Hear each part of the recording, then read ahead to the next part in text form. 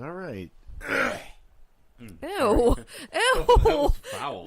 Yeah. Oh, that was disgusting. Babe. Okay, I'm sorry. I still have pneumonia. Leave me alone. Oh, God. That was pretty gross. Okay, 2 songs. That was Start Walking by Off With Their Heads, and I Don't Want to Be Here Anymore, which is pretty obvious because that's the chorus, by Res Against. So, a quick story about Start Walking. That was sort of the turning point of the whole fucking disaster. I had to get some car work done, and they were going to have my car for like 6 hours, or actually the whole day, I think. And I was on the other side of town, probably about 5 miles from my house. And the person that I was... your wife. Soon-to-be ex-wife. Well, she was your wife at the time. Yes. And this is like when things started getting bad. We were already sleeping in separate rooms and shit, but like... So they were already bad. Oh, it was already bad, yeah. Yeah. But like, you know, as she was going to pick me up so my car could get fixed, and, you know, and I called, and of course she was still sleeping, and I was like, okay. Like, I just lost it. I just snapped, and I'm like, that's fucking bullshit. No, you didn't even say... Okay, so you asked if she would come get you. No, the plan was that she was going to come get me. And she said, she told you no, that she was still sleeping. Right. When I woke her up when I called, yeah, she said, no, I'm still sleeping. Right. I'm not going to come pick you up. But you didn't say, you didn't preface that. Well, that was the plan. Okay, but these people don't know that. Right, okay. So, yeah, I was supposed to get picked up like any good person would do when someone's getting car work done. So I sort of ended up walking the entire way home, probably about 5 miles from Germantown, from G-Town in Quincy. Like, I've never been up there. Like, I've lived in like 5 places in Quincy, and I've never seen like, there's a beach there. There's like ocean there. There's a Germantown. Yeah, it's not really German, but like it's G-Town, and it's like I've never heard of that. Yeah, it's this weird part of Quincy that like I've never seen. What part before. of Quincy is not weird? Well, it's a shithole. Yeah. In the state of Massachusetts. So, yeah. So long story short, I just kind of flipped out and said "fuck you" and walked home, and that was actually the first song that I started playing on my phone in my headphones, and I thought it was kind of appropriate. So, yeah. So that's what that song means. But it's a good thing. It's a good thing. It was just that moment of clarity that you have that this is just fucked, and no matter what it takes, like it just got to end for the sake of my daughter and the sake of myself and you, because I met you. And I'm so yeah, happy. but months and months and months after all this. Cool. I mean, who knows how many months after? A while. Yeah, a long, long time. But that was just the first moment where it was like you just don't give a shit. So, cool. And then I'll move on from that. The second song was Rise Against I Don't Want to Be Here Anymore, which is pretty self-explanatory, so I'm not even going to get into that. But that's a pretty important song to me, too. Anyways. All right. Anything you'd say before we get into section 2? Yeah, you didn't talk about the incident a couple weeks ago when you blew your tire out. Oh, and yeah. Well, the fact that my girlfriend was like awesome enough to like come take care of that shit. Because I drive so fucking much. Excuse me. Sorry. Get pneumonia. Oh my God. Yeah, so I blew it. I was driving my kid home on a Sunday after her staying over, and I blew up my right front tire. It's completely blown, which is funny because I have run flat tires, but so apparently they run and go flat. That's how they work. They're supposed to go 50 miles on a blown tire, and it went from normal PSI to 0 in about 5 seconds. and I was driving on pretty much rims. So run flat means it'll run flat, not very long. It just immediately runs flat. It just goes very flat very quickly, like flat bone. So I stopped, put air in my tire. The PSI was going down. And I'm like, oh, that's not good. So hobbled my car into Firestone, had my kid in the back of the car, and called her mother, Jabba. Nobody real, just Java. So I called Java and I said, hey, you're like 5 minutes away. Can you come pick up your daughter? Because I'm going to be here pretty much all fucking day. And she said, no, I'm working. Call my mother, and hung up on me. And I'm like, okay. So I called my kid's grandmother and said, hey, I blew a tire. I'm going to be here all fucking day. You might want to come get your granddaughter. And she's like, I'm moving stuff in between houses, which is funny because her daughter was sitting on her fat ass, supposedly working. And, slander. No, that's not slander. Well, that's Jabba Hutt's fat. Jabba. Well, that's not slander. Slander is saying something derogatory that isn't true. This is all true. Yeah, if somebody's fat, they're fat. I'm fat. Call me fat. I don't care. That's certainly not slander. So it is what it is. All right. So, eventually, her grandmother showed up about 45 minutes later, and I was there for about 2 hours. My girlfriend did come from East Bridgewater to pick my sorry ass up. $600 later, and 2 tires later,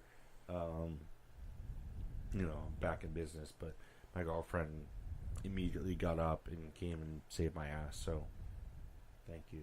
Of course. Yeah. So it's a little different. I will always save you.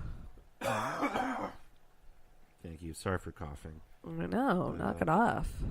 Do you need a cough drop? Sweet. No. I might want to take Well, it wasn't very sweet. It was just what a normal partner would do when you're married to somebody, or even just a normal friend. They say you're going to pick you up at the fucking, repair shop, and then they're like, "I'm not getting out of bed." Yeah, like really.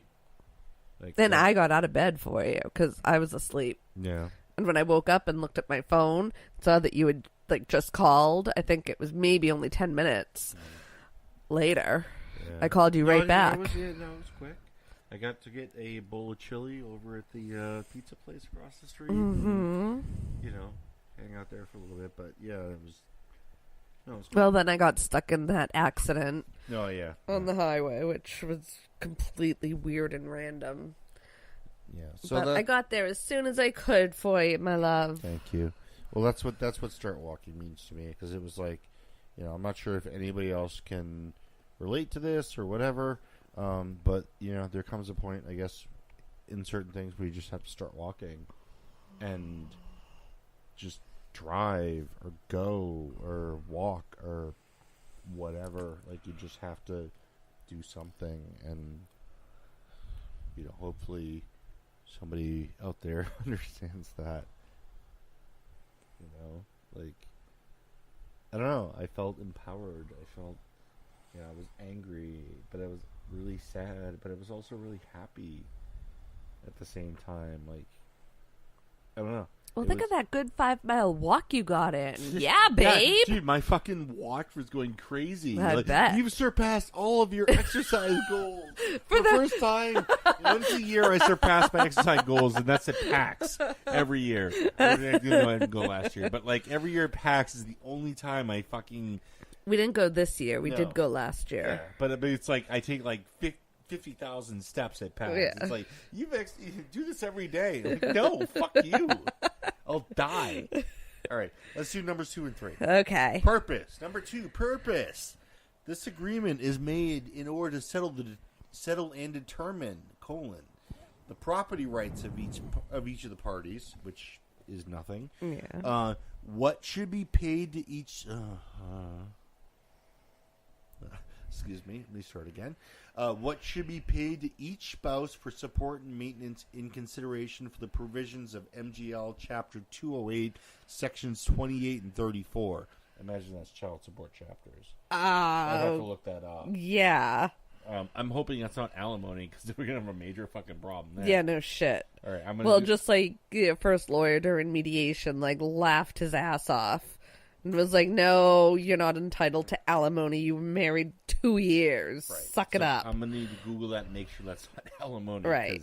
That would be bad. Number 3, whether and to what extent all or any part of the estate of the husband or wife would be assigned to the other in consideration of the provisions of MGL Chapter 209, Section 34.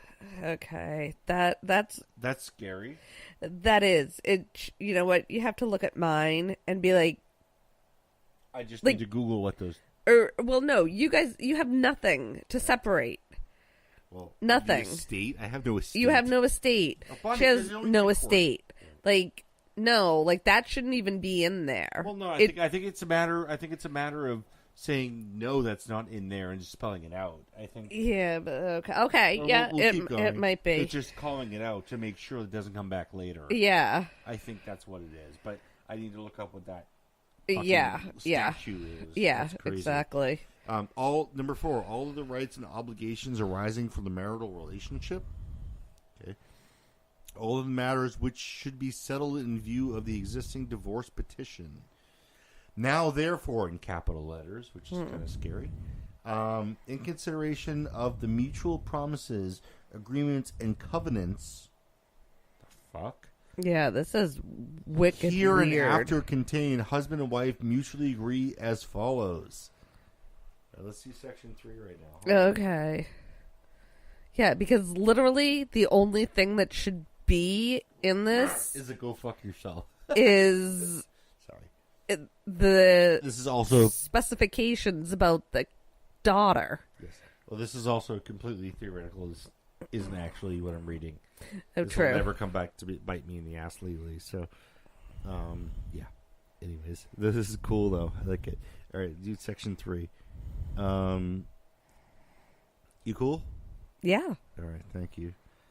Number 3, separate status. Husband and Jason and Cuntface may continue to live separate. May. Oh, thank you for your permission. Yes. Jesus Christ. I know. What the fuck? May continue to live in separate and apart from each other as fully as if